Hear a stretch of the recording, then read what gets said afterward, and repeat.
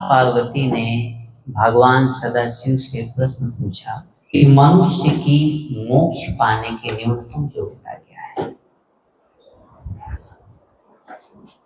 मोक्ष का अधिकारी कौन है? तो भगवान सदाशिव ने उत्तर दिया। उस समय माता पार्वती जो प्रश्न पूछती थी, ऐसा नहीं कि उन्हें उत्तर नहीं आता था।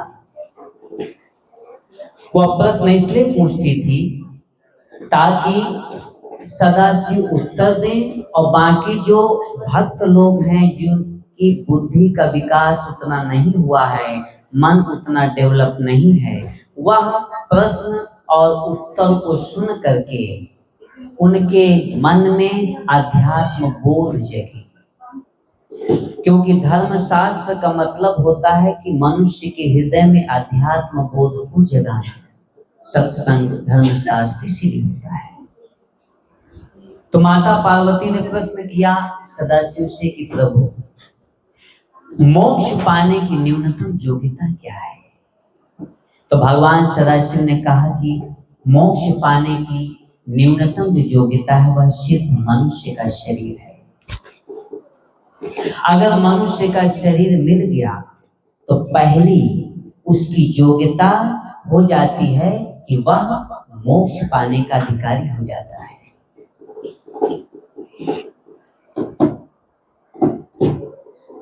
हम सभी मनुष्य हैं और सबसे बड़ी बात यह है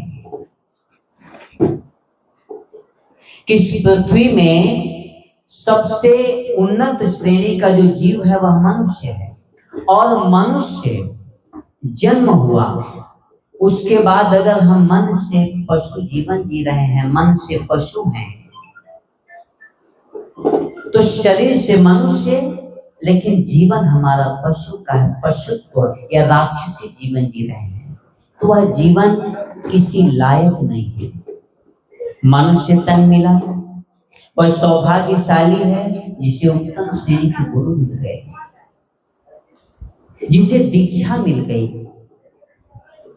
जिसे साधना मिल गई, वह सौभाग्यशाली है, बहुत उन्नत संस्कार का है। अब जिसे दीक्षा मिल गई, जो साधना करने लगा, उत्तम श्रेणी के गुरु द्वारा दी हुई दीक्षा के द्वारा सबसे हायर लेवल की, सबसे श्रेष्ठ पद्धति की साधना जिसे मिल गई वह सौभाग्यशाली है, बहुत ही सौभाग्यशाली है। लेकिन गुरु ने जब दिया है तो उसे करना भी है। साधना प्राप्त हुई, उसके बारे में जाने, उसके बाद उसे जब करेंगे रोज सुबह शाम, चरण निर्देश में 3 निर्देश हैं, दोनों समय साधना करना है, जम नियम का पालन करना है और सत्पथ का निर्देशन करना है। जब हम साधना करेंगे तो हमारा आचरण उन्नत होगा, हमारे मन का विकास होगा, मस्तिष्क, हमारे जो ब्रेन का साइज वह बढ़ेगा। तब हमसे जम नियम का भी पालन होगा, जम नियम का पालन करेंगे तो साधना भी होगी, दोनों का एक दूसरे से संबंध है। और जब हम साधना करेंगे और जम नियम का पालन करेंगे तब हम इतना उन्नत मन के हो जाएंगे। तब क्या होगा? स्वाध्याय में जैसा श्लोक था कि तिनादपि सुनिचेन तरो रवि सही सुनना अमानिना मान देन कीर्तनीय सदा है। तीन माने घास का पत्ता। घास का पत्ता कैसा होता है? घास का बहुत महत्व होता है। जहां पर घास नहीं होती है वहां पर लोग क्या करते हैं, दूसरी जगह की मिट्टी ला करके वहां बिछाते हैं और घास लगाते हैं।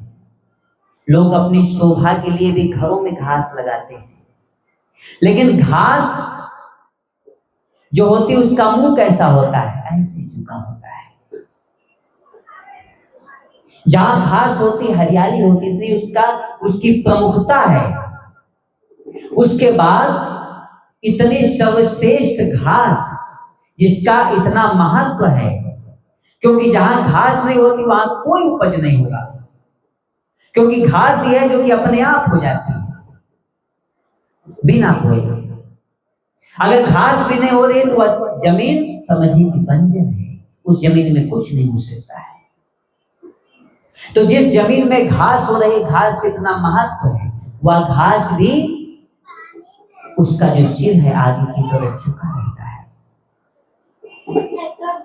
तो साधक हमेशा सरल होगा, जो साधना करेगा हमेशा सरल होगा। वह कभी किसी से प्रति नमस्कार की आशा किए बगैर उसे नमस्कार करेगा, उसके अंदर छिपे हुए परम तत्व को नमस्कार करेगा,